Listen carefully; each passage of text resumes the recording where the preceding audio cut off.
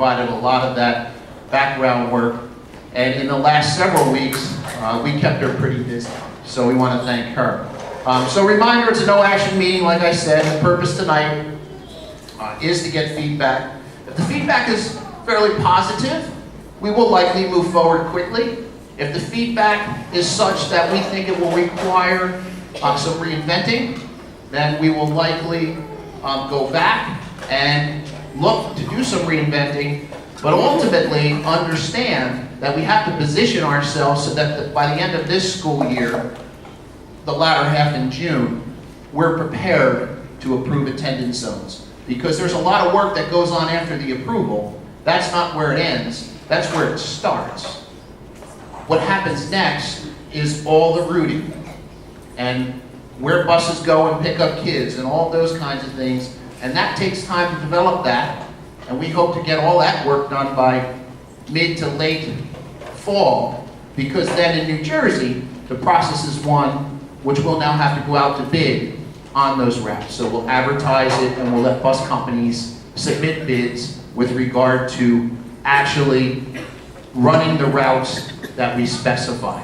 So it's a lengthy process. This is the beginning, not the end. The zones is the small part of it. The routes is the larger part. And of course it ends once a successful bid is awarded. And that we hope to happen sometime in the early winter so that we can then locally start to do the work we need to do going forward from there in preparation for September 18. So, just a reminder, the one less move referendum goal.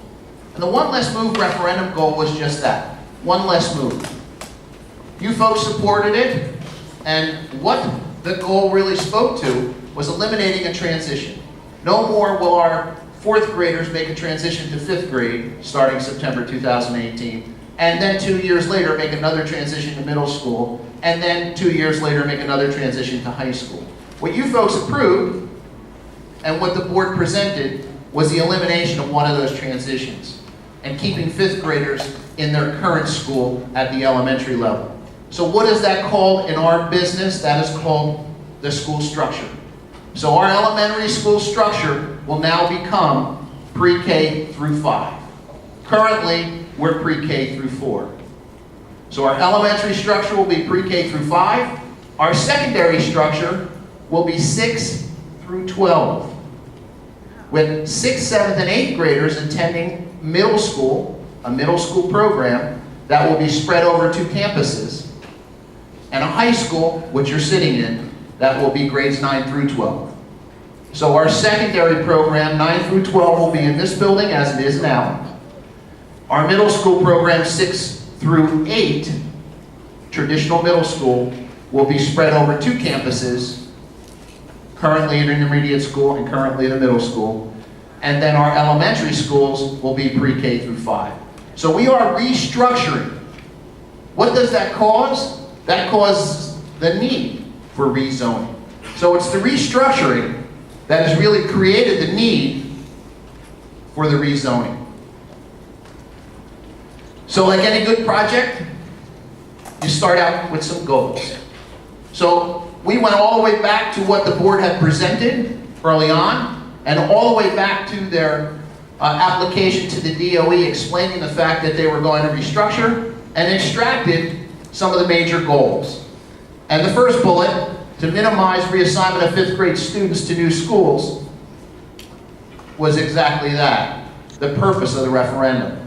So that was bullet 1, and a goal that we placed when we talked about rezoning.